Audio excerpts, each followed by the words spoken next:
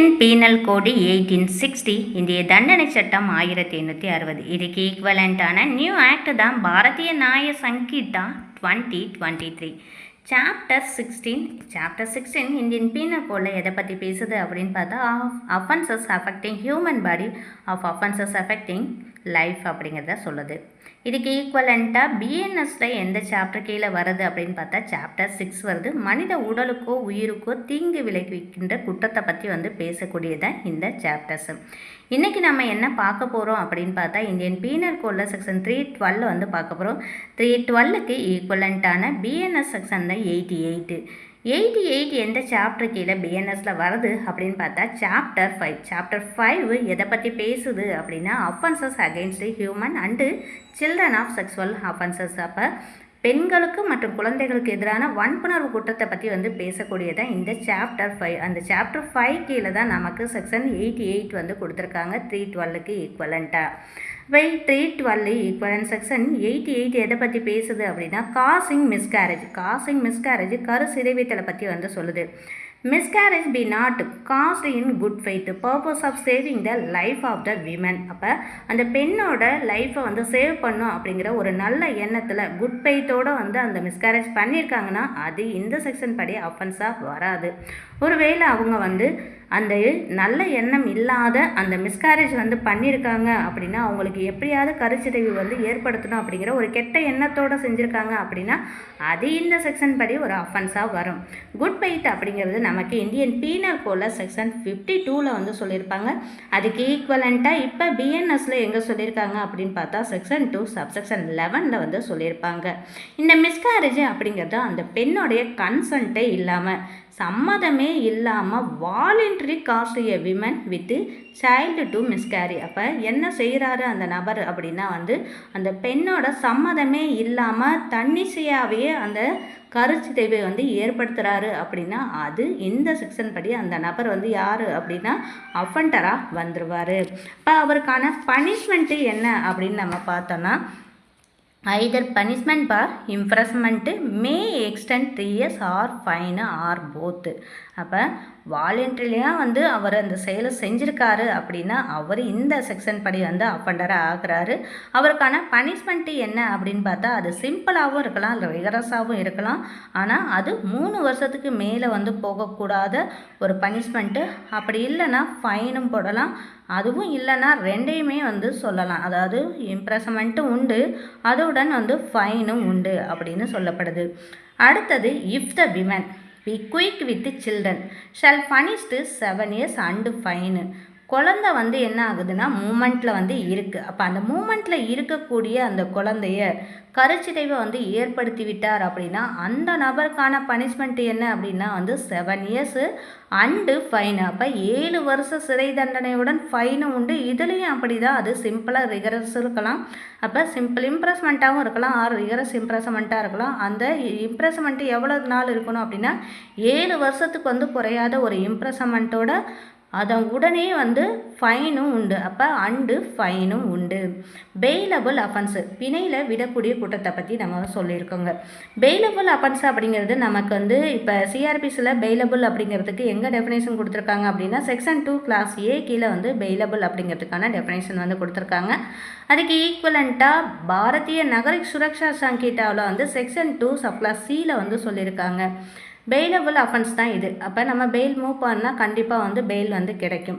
சிஆர்பிசியில் நம்ம 436 படி fail move பண்ணுவோம். அதுக்கு ஈக்குவலண்ட்டாக இப்போ பிஎன்டபிள்யூஎக்ஸில் 478 வருது.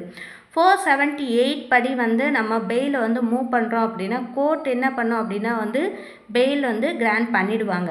ஆனால் கோர்ட்டுக்கு டிஸ்கிரிஷனரி பவர் இருக்குது. என்ன அப்படின்னா இதை பொறுத்த வரைக்கும் இது ஒரு பெயிலபிள் அஃபென்ஸ், அதனால் ஷூரிட்டி தேவை இல்லை. ஆனால் கோர்ட்டு என்ன பண்ணோம் அப்படின்னா நீங்கள் 1 or 2% நீங்கள் ஷூரிட்டி கொடுங்க, ஒரு 5,000க்கு ஒரு ஷூரிட்டி கொடுங்க அப்படின்னு கோர்ட்டு கேட்குது அப்படின்னா கண்டிப்பாக நம்ம அதை கொடுத்து தான் பெயில் எடுக்க முடியும்.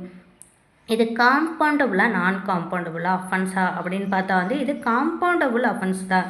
இதில் யார் காம்ப்ரமைஸ்க்கு வருவாங்க, மீடியேஷனில் யார் இருப்பாங்க, யார் இந்த காம்ப்ரமைஸ்க்கு வருவாங்க, அவங்க அப்பா அம்மா வருவாங்களா அப்படின்னா இல்லை ஹஸ்பண்ட் வருவாங்களா, யார் வருவாங்க அப்படின்னா இந்த இடத்துல யார் விக்டிம், யார் அதனால் பாதிக்கப்பட்டிருக்காங்களோ அந்த பெண் தான் மீடியேஷனுக்கு வருவாங்க. இது காம்பவுண்டபிள் அஃபென்ஸ் தான். அந்த பெண் வந்து ஒருவேளை காம்ப்ரமைஸ் ஆகிட்டாங்கன்னா அது அதோடைய ஸ்டாப் ஆகிடும். அவங்க காம்ப்ரமைஸ் ஆகலை அப்படின்னா அது நீதிமன்றத்துக்கு வழக்கு வந்து கொண்டு வரப்படும். சிஆர்பிசியில் செக்ஷன் 29 சப்செக்ஷன் 2 கீழே வந்து இப்போ நமக்கு ஃபஸ்ட் கிளாஸ் மேஜிஸ்ட்ரேட்டுக்கு வந்து எவ்வளோ வந்து பனிஷ்மெண்ட் கொடுக்கலாம், எவ்வளோ ஃபைன் போடலாம் அப்படிங்கிறத வந்து சொல்லியிருப்பாங்க. நம்ம 312 படி ஃபஸ்ட்டு பார்த்தது என்ன, 3 இயர்ஸ்க்கு மேலே போகாத ஒரு இம்ப்ரெஸ்மெண்ட்டும் ஆர் ஃபைனோ அப்படி இல்லைன்னா ஆர் போத் ரெண்டுமே வந்து கொடுக்கலாம். அந்த ஃபைனும் அந்த எவ்வளோ அமௌண்ட் வந்து அவங்களுக்கு போடுறதுக்கான அந்த நீதிமன்றம் வந்து ஃபைன் வந்து அறிவிக்கிறதுக்காக எவ்வளோ பவர் இருக்குது அப்படிங்கிறத சிஆர்பிசியில் செக்ஷன் 29 சப்செக்ஷன் 2 வந்து சொல்லியிருப்பாங்க. 3 இயர்ஸ்க்கு வந்து மேலே போகாத ஒரு இம்ப்ரெஸ்மெண்ட்டும் அது ரிகரஸாக இருக்கலாம், இல்லை சிம்பிளாகவும் இருக்கலாம். அப்புறம் 10,000 ரூபிக்கு வந்து மேலே ஃபைனு போகக்கூடாதுன்னு சொல்லியிருப்பாங்க. அதுக்கு ஈக்குவலண்ட்டாக இப்போ BNXXL வந்து எங்கே வருது அப்படின்னு பார்த்தா செக்ஷன் 23 சப்செக்ஷன் 2 வந்து சொல்லியிருப்பாங்க. இதில் இம்ப்ரெஸ்மெண்ட்டில் எந்த ஒரு சேஞ்சஸுமே கிடையாது, ஆனால் ஃபைனில் சேஞ்ச் பண்ணியிருக்காங்க. அதுக்கு முன்னாடி வந்து 10,000 வந்து சொல்லியிருந்தாங்க, இப்போ 15,000 வந்து ஃபைன் வந்து சொல்லியிருக்காங்க. சிஆர்பிசி செக்ஷனில் வந்து 325 படி வந்து magistrate cannot passed sentence sufficiently refer to chief judicial magistrate. நம்ம ஏற்கனவே இதில் 2 டைப் ஆஃப் இம்ப்ரெஸ்மெண்ட்டு பார்த்தோம். ஒன்று 3 இயர்ஸு, இன்னொன்று 7 இயர்ஸு. அப்போ 3 இயர்ஸ் வரைக்கும் அப்படின்னா வந்து ஃபஸ்ட் கிளாஸ் மேஜிஸ்ட்ரேட்டில் வந்து இப்போ வழக்கு வந்து நடத்தி அவங்க வந்து என்ன பண்ணிடுவாங்க அப்படின்னா வந்து 3 இயர்ஸ்க்கு அண்டு ஆரோ இல்லை ஃபைன் வந்து போட்டுருவாங்க. இதை வந்து யார் வந்து அரசு தரப்பு வழக்கறிஞராக வருவாங்க அப்படின்னா அசிஸ்டன்ட் பப்ளிக் ப்ராசிக்யூட்டர் தான் வந்து அரசு தரப்பு வழக்கறிஞராக வந்து வருவாங்க. இந்த இடத்துல வந்து சிஆர்பிசி செக்ஷன் 325 படி வந்து மேஜிஸ்ட்ரேட் வந்து சென்டென்ஸ் பாஸ் பண்ணுறதுக்கு பவர் இல்லை அப்படிங்கிறப்ப ரெஃபர் டு ஜுடிஷியல் மேஜிஸ்ட்ரேட்டுக்கு வந்து சீஃப் ஜுடிஷியல் மேஜிஸ்ட்ரேட் வந்து ரெஃபர் பண்ணுவாங்க.